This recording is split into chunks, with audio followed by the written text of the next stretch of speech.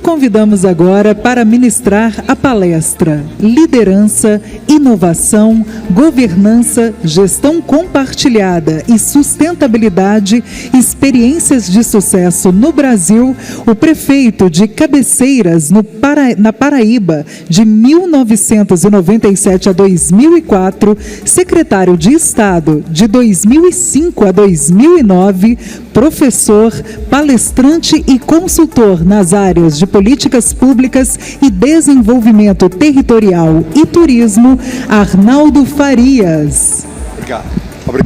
Obrigado a você. Gratidão, boa tarde, líderes, prefeitos, prefeitas, homens, mulheres, integrantes da gestão pública desse abençoado Estado. A vocês a reverência, a vocês as felicitações, e não apenas pela vitória, e não apenas pelo êxito no último pleito, mas, acima de tudo, por terem se permitido, por terem se colocado à disposição de suas comunidades, à disposição dos seus municípios. Alguém já disse, e eu particularmente considero, de que no nosso país, na sua história, nós enfrentamos diversas crises de ordem econômica, crises institucionais, para alguns crise de princípios, de valores, entre outras, mas se existe uma que talvez seja a mãe de todas as outras crises, que é exatamente a crise de liderança, e liderança, enfim, em todas as dimensões do ponto de vista da nossa sociedade. Portanto, feliz da terra que tem alguém que se coloca, muito de suas próprias vidas para o enfrentamento dos desafios e aproveitamento das oportunidades. Portanto, todas as palavras de felicitações, prefeito Teco, que eu tenho a alegria aqui de reencontrá-lo, de vê-lo, elas seriam poucas. A gratidão pela oportunidade, a Associação Mineira de Municípios, a histórica AMM, a proativa AMM, e com a permissão do presidente, eu queria cumprimentar e agradecer na pessoa de Ângelo Roncalli, que aqui já destacou uma relação fraterna, amiga. Ângelo, que leva na origem do seu nome o significado de mensageiro. Ângelo, vice-prefeito, prefeito que o foi da sua cidade de São Gonçalo do Pará, nesta terra mineira, tem sido esse mensageiro municipalista em todos os recantos desse país. Ângelo, a você o meu abraço, e também a permissão de vocês para o registro de uma particular emoção, para o registro de uma satisfação, mas entendo que algo que eu, pelo menos particularmente, não poderia deixar de fazer. Desde os meus 20 anos de idade, eu tive a oportunidade de acompanhar, de participar de eventos como esse, de me sentir provocado, de me sentir inspirado a partir de alguém que tem o seu nome civil, que tem o seu nome de batismo, mas que poderia tranquilamente ser chamado de congruente, poderia ser chamado de coerente, de forma sistêmica entre crença, falas e práticas. Entra governos e sai governos, tempos e tempos, mas se eis que, pela força, a determinação de alguém, o nosso municipalismo passou a ser considerado, passou a ser fomentado, foi estruturado e passou a ser respeitado. Portanto, aqui a minha reverência ao presidente da Confederação Nacional dos Municípios, Paulo Zucossi, que a mim, de forma particular, me emocionou há pouco, ouvindo, enfim, suas considerações. Meus amigos, eu tenho uma missão que gostaria aqui de forma muito objetiva, até pelo avançar do tempo, da hora, por gentileza, o passador de slides, pode ser, gostaria de trazer para vocês. E pretendo fazê-lo, não, digamos... Ok, obrigado. Não de forma teórica. Essa é a minha incumbência, trazer algumas considerações a respeito de aspectos que são reconhecidamente considerados como relevantes, importantes no que diz respeito ao objetivo de realizar uma gestão diferenciada, uma gestão transformadora. Podemos concluir que isso aqui nos une, independente do tamanho dos nossos municípios, independente da nossa posição partidária, mas mais do que eleitos, mais do que cumprir um ou eventualmente 2 mandatos, eu penso que tem algo que une a todos nós, que é o desejo de não apenas estarmos prefeito, prefeita, mas de podermos marcar a nossa passagem, de poder fazer a diferença, de poder realizar 1 ou 2 gestões, mas mais à frente, podermos olhar para trás e dizer: deixamos a nossa marca, deixamos a nossa impressão digital. De forma que questões como governança, sustentabilidade, liderança, inovação, empreendedorismo, entre outros, são reconhecidos como aspectos, hoje, mais do que nunca, estratégicos a esse objetivo. Mas eu não pretendo aqui, obviamente, trazer uma abordagem do ponto de vista teórico, conceitual, ou enfim, uma abordagem baseada em dados, em números. Eu gostaria muito mais de, com vocês, poder refletir em torno de aspectos comportamentais, atitudinais, de posicionamento nossos, como pessoas, como homens, como mulheres, diante daquilo que são desafios dos mais diversos e de oportunidades que podemos aproveitar. Qual o nosso posicionamento em relação a alguns aspectos? Como nos colocarmos diante de tantas situações? Pretendo trazer algumas considerações, reflexões e comentários como consequência, de um lado, de uma vivência marcada por acertos e marcada por erros, e ao mesmo tempo de muitas observações da realidade de pequenos, médios municípios nas nossas 5 macro-regiões. Eu já tive, como penso que muitos aqui, a oportunidade de 2 mandatos de vereador, 2 vezes presidente da Câmara, 2 vezes prefeito, atuação na gestão estadual, como secretário, atuação no movimento municipalista brasileiro, presidente de associação regional de prefeitos, secretário de uma federação. Portanto, hoje, no mundo técnico, no mundo do assessoramento, sempre me colocando à disposição para trazer e compartilhar algumas reflexões. Entre elas, um aspecto que geralmente eu gosto de destacar, que se me perguntassem 10, 15, ou quando eu estava no período do mandato, talvez eu respondesse de uma outra forma. É muito comum nessa relação de troca de ideias alguém perguntar: Arnaldo, da tua vivência, o que você destacaria como tendo sido o maior desafio na condição de prefeito? Atrás, talvez pela conjuntura de ter estado à frente de um absolutamente limitado município, pequeno município de 6.000 habitantes, um município com menor coeficiente de fundo de participação, menor participação de ICMS, toda sorte de limitação que vocês possam imaginar. Talvez eu fosse falar de alguma questão dessa. Hoje, meus amigos, eu trago à consideração de vocês o que para mim foi, sem dúvida alguma, o maior desafio, que foi como me posicionar, como conciliar a minha posição de gestor de uma administração e, ao mesmo tempo, de político. Ou seja, como conciliar a posição do prefeito, agente político, e do prefeito gestor. Penso que vocês concordem que nós temos nossas comunidades, a sociedade, que de um lado clama e quer e reclama um prefeito cada vez mais, enfim, conectado com as pessoas, conectado com as demandas, agindo politicamente, estando próximo ali. E de um outro lado, setores da sociedade que clamam, que exigem de forma imperativa um posicionamento do prefeito gestor.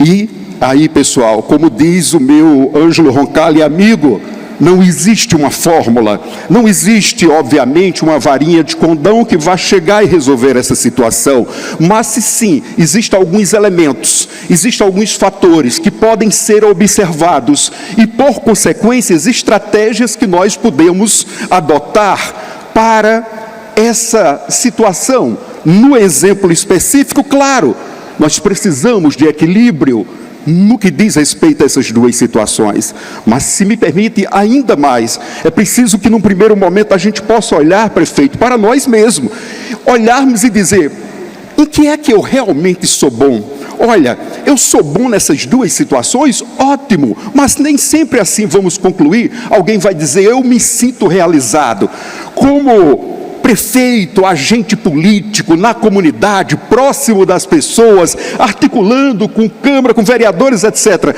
Se assim o é, ótimo, potencializa essa capacidade, mas não te esquece que fundamentalmente você precisa de alguém que ali esteja a cuidar dessa outra dimensão do prefeito gestor. Alguém que você possa dar, inclusive, a autoridade para dizer, prefeito, até aí, sim, não mais, não é possível. Se de um outro lado você se considera que a sua melhor característica é exatamente a da gestão, a da organização, ótimo, potencializa essa capacidade, mas se de um outro lado lembra que tem uma competência fundamental, que é essa da articulação, que é essa da política. Em outras palavras, aqui o que eu pretendo trazer são correlações em relação a essa posição nossa, a posição como gestor líder, como pessoas com a capacidade, mais do que nunca, da necessidade dos nossos municípios, de desbravar caminhos, de apontar ao longe, de fazer a diferença. E uma questão que requer, na minha compreensão, já uma reflexão, é quanto ao posicionamento em relação ao que eu vou escolher. Que decisões, que escolhas irei fazer para pautar a minha gestão, para pautar a minha atuação como prefeito, para pautar a gestão do meu município. Eu posso escolher, por exemplo, o caminho das práticas, dos modelos chamados, reconhecidos, tradicionais. Eu posso viver o que alguns chamaram a lua de mel e, de repente, dizer, olha, para mim é interessante manter o palanque armado, a minha bandeira erguida, etc. Olha, para mim é interessante práticas assistenciais e outras mais. Tudo bem, é uma opção, mas é uma escolha, e por consequência das escolhas, obviamente, a colheita dessa prática. Mas se o objetivo é marcar, fazer a diferença, eu particularmente, da minha vivência, não recomendo esse caminho, mas sim o caminho da inovação, o caminho da transformação. E aí, é claro, não estamos a falar de inovação numa perspectiva tecnológica, mas acima de tudo, de comportamentos.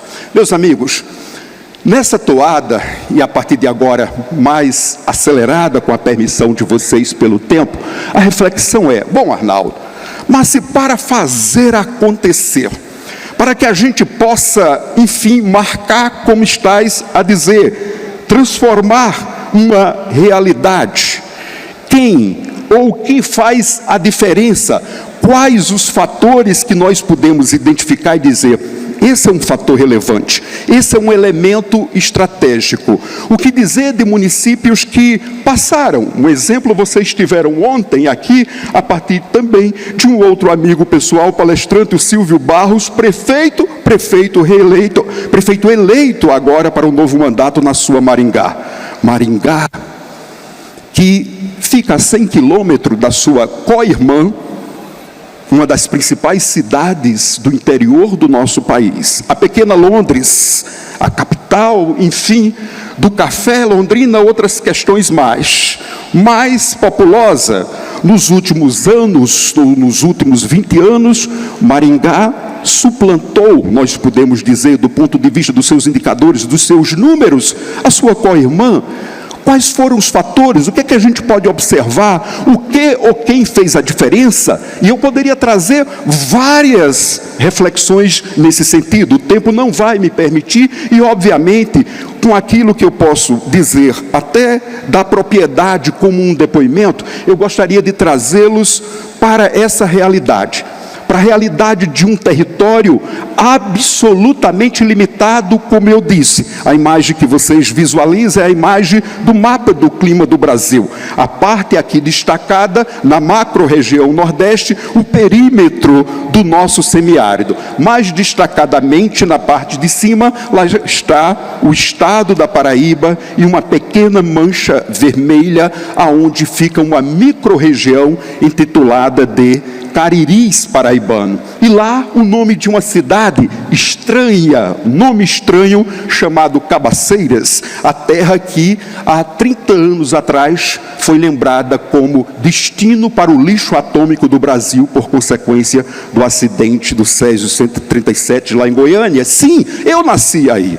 Eu não sei, para os que creem, se em vidas passadas eu cometi, eu acho que muita coisa, tem uma longa, talvez, para superar, e aqui eu realmente tive essa experiência. Mas, meus amigos, aqui eu só queria trazer uma reflexão com vocês. Imaginemos uma região limitada, do ponto de vista climático, sem água, uma região com outros desafios, com populações pouco capacitadas para o trabalho, para a vida, com populações mais do que altos índices de analfabetismo, populações mergulhadas nessa mentalidade, nessa prática, nessa cultura assistencial, individualista. Imagine uma realidade marcada por carências diversas de infraestrutura hídrica, de infraestrutura rodoviária, de infraestrutura educacional, de saúde, de esgotamento. Imagine a realidade de um município, de uma região, que em função dessas características passou a ser compreendido ou compreendida como lugar aonde o vento faz a curva, fim de mundo, fim de linha, um lugar que só iria a alguém se tivesse alguma coisa para resolver, e se dissesse que ia lá, certamente, prefeito, viria logo alguém perto para dizer: eu só não te recomendo ir com uma camisa verde como essa que você está, porque eventualmente uma vaquinha que há muito não vê o verde pode ir lá te incomodar. Mas a reflexão é, meus amigos, num ambiente como esse, de sentimento de lamentação, sentimento de fatalidade, o sentimento de baixa autoestima, porque era assim, a minha geração, por exemplo, creiam, não é absurdo, nós nos sentíamos até envergonhados de dizer que éramos dessa cidade, dessa região. A reflexão para nós é possível transformar uma realidade como essa? É possível nós falarmos em desenvolvimento num contexto territorial limitado do ponto de vista de recursos naturais, de recursos econômicos, do ponto de vista da infraestrutura e de tudo aquilo que a gente considera que é importante? Pois bem, meus amigos, o depoimento que eu gostaria de trazer para vocês aqui é exatamente em relação a uma série de iniciativas que foram e que continuam sendo protagonizadas nesse município, nessa região. E sem exagero, vocês poderão focar nos endereços que nós vamos deixar aqui eletrônico. Se eu passasse o resto da tarde com vocês, eu não conseguiria detalhar tudo o que foi feito e que continua sendo realizado.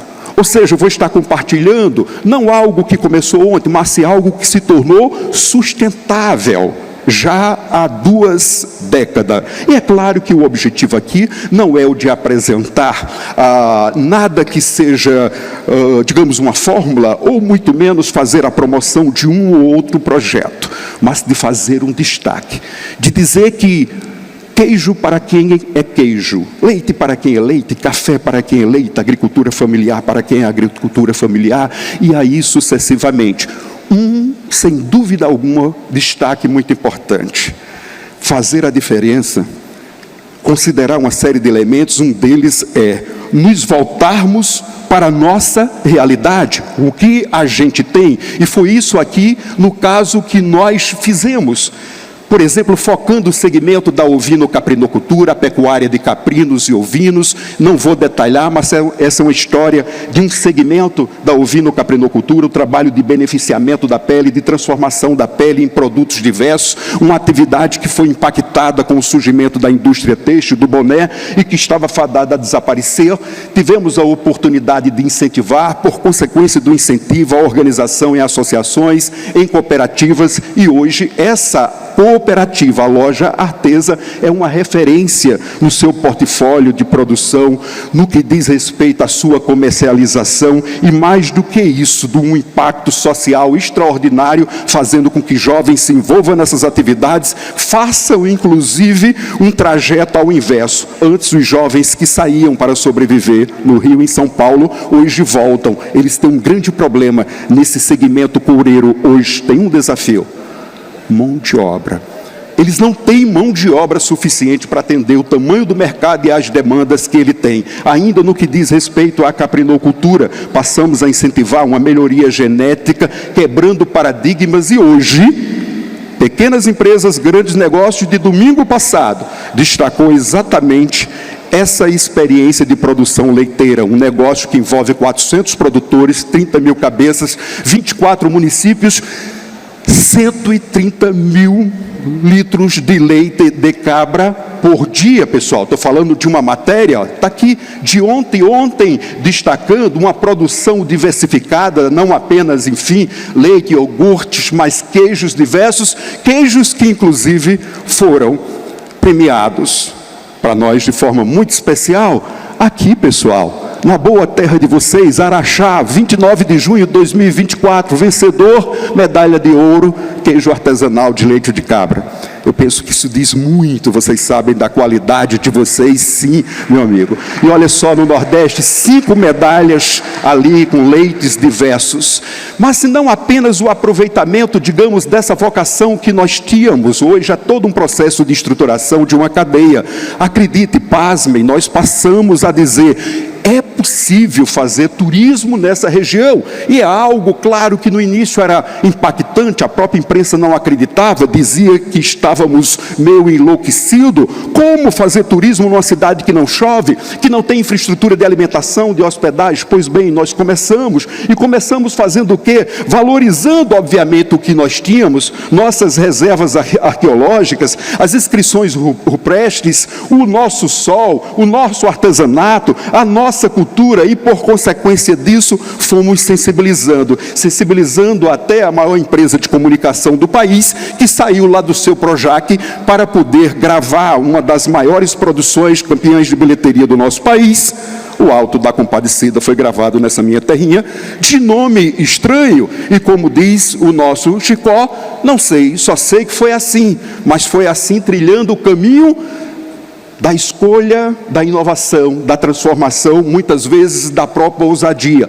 Como consequência, não apenas dessas, de uma série de outras produções, essa pequena cidade, que não tinha identidade, que as pessoas se envergonhavam de dizer que é hoje também assim conhecida, passou a ter uma identidade. Você pode identificá-la como a Hollywood nordestina, que não para nesse momento de receber produções, cenários de várias produções. Essa aqui da Amazon já aconteceu, o Novo Cangaço, aqui está, não é a primeira série não, é a segunda. Eu vinha no avião ontem para cá, e eu encontrei parte de alguns profissionais que estavam onde? Lá na terrinha, porque eles estão gravando a segunda edição, já anunciada aqui, do Novo Cangaço. Essa aqui, não promoção, mas está aí uma das celebridades brasileiras, na sua conta pessoal, Isis Valverde, dizendo aqui, ó, está no portal de entrada lá da nossa pequena cidade. Isso aconteceu há cerca de 5 meses atrás. E há 2 dias atrás, aqui está a Disney Plus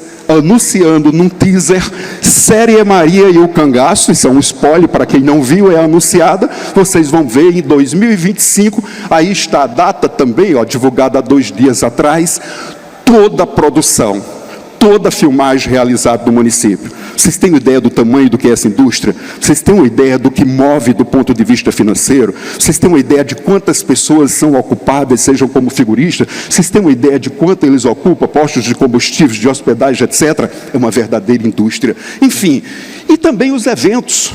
Mais uma vez, na rapidez aqui, estou reiterando, nada que é de extraordinário, mas uma decisão, a de, ao invés de lamentar, como vivíamos a lamentar, de nos voltarmos para aquilo que a gente tem, e pelos caminhos da inovação, do empreendedorismo, da articulação, das parcerias diversas, e eu me delongaria, parcerias que me levaram a vir aqui, por exemplo, a me inspirar. O trabalho com a caprinocultura, vocês acreditam que eu vim ver a história da Sinhá Moreira de vocês? Eu vim ver a história de alguém que via café e leite, mas que viu tecnologia. Eu vim ver a experiência de Santa Rita do Sapucaí mais, e eu não vim apenas pela minha condição, que a prefeitura não tinha. O governo alemão, o órgão de cooperação técnica do governo alemão, GTZ, me trouxe para ver isso, para ver transformação, para ver realidade de território.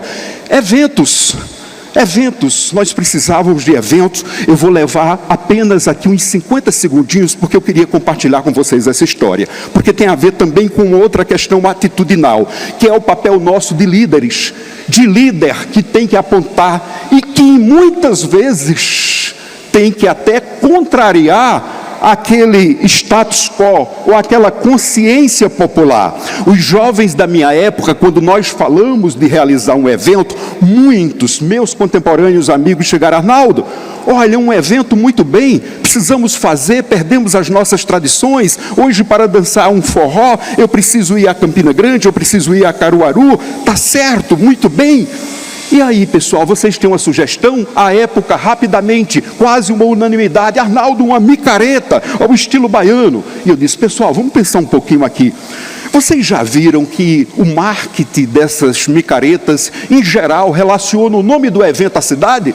Como assim, Arnaldo? Olha, Fortaleza faz o Fortal, Natal o Carnatal, Teresina, Micarina, Recife fazia Recifolia, Campina Grande mais próximo, Micarane. Sim, Arnaldo, o que é que isso tem a ver? Pessoal, vocês já viram o nome da nossa cidade? Cabaceiras. Vocês acham que dá certo fazer um micabaço ou um cabaço folia?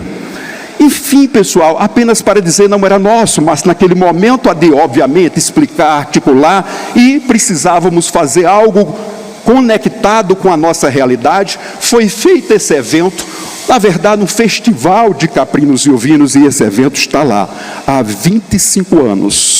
Um grande festival, induzindo outras atividades mais, reforçando a própria questão do turismo como um todo. Mas se reflitam, se ali naquele momento, por conta do movimento de jovens da época, meus contemporâneos, amigos correligionários, se eu tivesse, olha, embarcado na onda, será que hoje, 20 anos depois, o evento estaria a acontecer com a força que acontece? Enfim, conexões ligadas às nossas vocações. Isso aqui são dados, são números, eu não vou comentar com vocês, mas números que demonstram a história de uma transformação do ponto de vista de infraestrutura, de hospedagem, do ponto de vista diversas, como vocês podem ver, mas de forma muito especial, meus amigos. Me permitam aqui compartilhar. Vocês não imaginam quão significativo é hoje olhar os jovens e verem, por exemplo, eles fazendo questão de fazer o check-in nas redes sociais, dizendo: eu sou da terra da Hollywood nordestina, eu sou da terra do bode rei, da terra do artesanato. Então isso é tranquilamente mudar, impactar. Ainda sobre quebra de paradigmas, a questão da liderança, as imagens que vocês veem aqui, um pouquinho, inclusive, do que a gente preserva. Eu falei do Alto da Compadecida. Se vocês chegarem lá, por um acaso, quem assistiu esse filme, e disser: olha, teve um tal de enterro de uma cachorra, tem algum resquício? Tem. O túmulo da cachorra está lá, com a cruz, tudo, e todas as informações. A casa do padeiro está lá. Uma série de outras imagens. Foi fácil. Isso aconteceu do dia para a noite? Não, pessoal. Essas imagens que vocês estão vendo, acreditem, não são exageros. Foi da época do meu primeiro mandato. Era essa as imagens das nossas casas. tínhamos um conjunto arquitetônico histórico, o nosso município é histórico, estava lá, mas sendo aos poucos acabado, aquelas pessoas que um pouquinho conseguiam adquirir um recurso, logo elas queriam colocar o portão, o azulejo, etc. Dificuldades várias, porque quando criamos a legislação, começamos a falar, o mínimo que a gente escutava era: esse prefeito quer se meter até na minha calçada, eles achavam que a calçada era dele, enfim, não era um passeio comum, quer mudar a fachada da minha casa e aí sucessivamente. Começamos com uma série de estratégias, de incentivos, etc., a fazer as imagens que vocês veem hoje, é dessa mesma cidade, é desse mesmo conjunto arquitetônico, e a prefeitura nem precisa mais apoiar, seja com IPTU, seja, enfim, para os que mais na época precisavam, nós disponibilizávamos pintores, estrutura, etc., porque se tornou parte, enfim, da própria consciência das pessoas. Elas zelam, elas cuidam, mas se imagine que, porque a época era algo indigesto, se eu tivesse optado por não vamos enfrentar, será que hoje teríamos essa realidade? Então eu falo mais uma vez do papel de cada um dos que estão aqui, de cada uma no que diz respeito à compreensão de serem líderes gestores que em alguns momentos, e como o Zukoski aqui diz, sobretudo no primeiro ano, é preciso tomar algumas posições que nem sempre elas são, digamos, tão palatáveis, mas obviamente necessária para uma estruturação. Então eu encerro aqui, meus amigos, com a reflexão iniciada lá no início. Sim, Arnaldo, mas para fazer acontecer, quem ou o que faz a diferença? Seja dessa minha experiência, repita, a observação de tantas outras, não existe uma fórmula, mas existe elementos, fatores que são importantes de serem observados, entre elas o já tão falado papel nosso como líderes, puxadores, arrastadores, inspiradores, transformadores, com visão, qual o município que eu tenho, qual o meu T0, o que é que eu quero atingir 4 anos, o que é que eu quero atingir 8 anos à frente, através de uma governança colaborativa, compartilhada, ninguém faz só, e essa é a mais eficaz, sem dúvida alguma, e obviamente o que eu disse lá no início, tendo a decisão do escolher e do fazer pelos caminhos exatamente do que nós já falamos aqui, de inovação, de transformação. Portanto, quem para mim faz a diferença? O gestor, a gestora e a sua equipe faz a diferença. E quem faz a diferença? O gestor é a sua equipe. E o que faz a diferença? As suas atitudes. No meu caso, eu poderia ter me pautado apenas pelo caminho da reclamação, do município empobrecido, que para alguns nem Deus dava jeito. E de um outro lado, de reconhecer as limitações, mas de identificar algumas potencialidades e ir trabalhá-las. Terminando aqui, e aí Ângelo tem sido um desses que tem levado a sua experiência, mensagem para o Brasil como um todo. Eu já vi aqui várias considerações, mas se eu me permito aqui trazer 4 delas que penso que, sobretudo nesse momento de transição, é muito importante. Há pouco ouvimos a importância da receita, etc., mas se um ponto que a gente sempre destaca é o seguinte, hoje também a palavra de Zukoski veio nessa direção, considerarmos esse momento, que é de um lado de celebração, mas de um outro lado, considerar esse período como sendo o marco do início da nossa gestão, se não de direito, mas de fato, nesse momento, e aproveitar. Um outro ponto em relação à estrutura administrativa. Claro que existe um olhar diverso, sobretudo para aqueles que estão chegando pela primeira vez na gestão pública, para questões importantes, limite de despesa de pessoal, outras mais. Mas eu queria trazer um depoimento para vocês, de observação, inclusive aí no nível estadual, de gestor, à época, do meu estado, motivado, eleito inclusive numa condição de oposição, jovem, com muito desejo de fazer, e se instalou e começou o seu governo. Mas observamos um movimento, eu passei a ver, que quando olhava o diário oficial, muitas vezes tinha apenas a troca de Antônio por José, de Maria, enfim, por Francisco e aí sucessivamente. Então um olhar, pessoal, muito especial para a questão da estrutura administrativa. Qual a estrutura que está lá nesse momento instalada? É uma estrutura que se coaduna com aquilo que é sua vontade e desejo, que se coaduna com a sua proposta de plano de governo. Porque você pode ter os melhores na sua equipe e, eventualmente, ter uma estrutura emperrada, envelhecida, às vezes até encarecida. Portanto, um olhar em relação a essa estrutura, olhar na perspectiva inovadora, é possível fazer mais com menos? Se for, pensa exatamente nessa questão. Eu trabalhei turismo no meu município, como eu te falei. Até hoje, eu não tenho uma secretaria de turismo na nossa estrutura. Criamos algo dentro das condições do município. Criamos uma coordenação, essa coordenação continua até hoje. Ou seja, para trabalhar a política pública de turismo, não necessariamente, claro que na realidade do meu limitado município, não requeria uma secretaria, mas criei uma coordenadoria ligada ao gabinete, e a política pública foi priorizada. É apenas uma reflexão nesse sentido. E até hoje, várias gestões já se passaram e eles continuam mantendo essa coordenação. E não obstante, o município é hoje nacionalmente reconhecido como um município turístico. Equipe de gestão técnica política, isso foi muito falado aqui. Também os que tiveram oportunidade de ouvir Zuccotti, que eu acho que ele também foi muito feliz ao considerar uma série de exemplos. O equilíbrio, nem sempre alguém do ponto de vista, enfim, técnico, que respeitamos, precisamos das informações de especialistas, mas fundamentalmente precisamos de pessoas com a sensibilidade, o conhecimento das pessoas, da realidade do município. E aí planejamento, que isso aqui já foi falado, vocês bem sabem, mas não planejamento para cumprir as peças obrigatórias da legislação. Sabemos todos que para o registro das candidaturas de cada um, a Justiça Eleitoral fala num tal de plano. Eu não considero um plano, eu considero uma proposta de plano de governo, que ali é registrada, e a oportunidade que vocês têm de debatê-la, de aprofundá-la no período eleitoral. Pois bem, reúnam tudo isso e façam do planejamento, mais especificamente de um plano estratégico de gestão, uma espécie de sistema, de processo contínuo, permanente, acompanhando a gestão, e façam do processo de construção, eu me permito assim nesse momento, até me permitam de forma ousada, mas dizer, façam do processo de planejamento duas coisas fundamentais. Primeiro, processo de qualificação da equipe. Aproveitar o processo de planejamento para definir, por exemplo, quais os valores fundamentais da gestão. Na gestão pública, nós sabemos que existem os princípios consagrados, não é isso?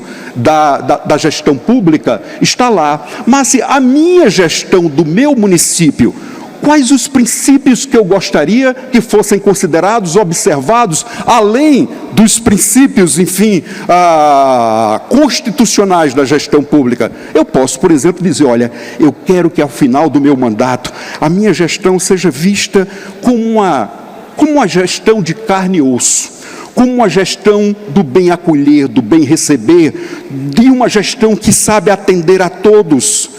E aí nós sabemos, pessoal, por mais que isso seja uma vontade, uma marca individual do prefeito, do coração dele, da prática pessoal dele, mas se essa marca de gestão não será consolidada, se os demais da gestão não internalizarem isso, o planejamento pode tratar de questões como essa. Qual é a nossa marca? Como queremos ser vistos? Então, qualificação aproveitando o planejamento. Mas mais do que isso. Arnaldo, tu falaste de uma dificuldade que tiveste. Tu poderia dizer outra? Digo sempre, administrar as várias prefeituras, as vaidades, etc., dos meus amigos, irmãos e irmãs da administração. Era como se tivesse a prefeitura da saúde, a da educação, a da infraestrutura, da agricultura, cada um para o seu lado. Isso, claro, é na minha realidade, eu penso que vocês, sobretudo os reeleitos, não vivem isso. Mas se por um acaso sentirem isso, Arnaldo, planejamento tem a ver com isso? Tem um planejamento estratégico de gestão formulado de forma compartilhada a várias mãos, para que não seja algo só meu, da minha gestão ou da minha posição pessoal como prefeito, como prefeita, mas da nossa gestão, caracterizada por vários parceiros correligionários, partidos, mas tendo exatamente uma linha. E assim eu concluo, meus amigos, agradecendo a vocês. Reserva estratégica já foi falada no início, a questão econômica, mas eu concluo aqui. Eu tenho uma atuação hoje totalmente técnica, inclusive com o apoio do SEBRAE, inclusive o SEBRAE aqui de Minas Gerais, que eu vi hoje no no início. E aí, Brasil afora, a gente tem levado essa questão aqui que a gente considera como fundamental no que diz respeito à competitividade dos municípios. Como eles serem competitivos, como eles se adequarem a uma nova realidade e gerarem transformação e desenvolvimento. Olha só, eu disse que tive muitas inspirações e me inspiro nessa terra, entre eles nesse livro, entre eles nessa história. A história de à época, jovem agrônomo que chegou de volta à sua terra e o pai disse: meu filho, mude dessa terra porque ela não tem muito futuro para lhe dar. E ele disse: não, meu pai, eu não vou dessa terra, eu vou mudar a minha terra. João Carlos Leite da Canastra, o Joãozinho lá de São Roque de Minas, etc. Mas ele falava de algo, ele dizia que a cidade dele estava morrendo paulatinamente por conta da questão de finança, receita, banco que tinha perdido. A minha cidade era isso, pessoal, era uma cidade que morria devagar, a gente perdia a população censo atrás de censo. E o que eu mostrei para vocês muito rapidamente foi um pouco de uma transformação, nada de extraordinário, mas a partir exatamente do que nós temos e das nossas atitudes. Portanto, isso me faz aqui tranquilo para dizer para vocês 3 aspectos que são considerados, são importantes de se considerar no que diz respeito a essa questão da competitividade, a questão da inovação, a questão da sustentabilidade e a questão da governança. Lembrar sempre esse tripé, para que ele possa estar considerado de forma transversal nas políticas públicas diversas de educação, de saúde, de infraestrutura. Se a gente conseguir olhar para o nosso plano e dizer: olha, do ponto de vista aqui de uma série de iniciativas, nós estamos conectados com a sustentabilidade na sua dimensão econômica, na sua dimensão social e ambiental. Do ponto de vista de governança, uma governança colaborativa, compartilhada e inovação. Eu não estou falando apenas de conectividade, mas sim de práticas, de qualificação da equipe como um todo, inclusive a nossa pessoalmente como pessoa, de infraestruturas, de empreendedorismo. É isso, meus amigos. Desculpas aqui a vocês pela quase rapidez aqui imensa. Era em função do tempo, sei do cansaço em eventos como esse, mas muito obrigado a vocês. Aqui, olha, tem uma referência. Fique à vontade, não é um Instagram pessoal, é muito mais um canal, não com muitas pessoas, mas exatamente com lideranças como vocês, para a gente estar conectado com boas práticas, boas experiências. Ângelo, desculpa aqui pelo alongar, muito obrigado a você, presidente, muito obrigado.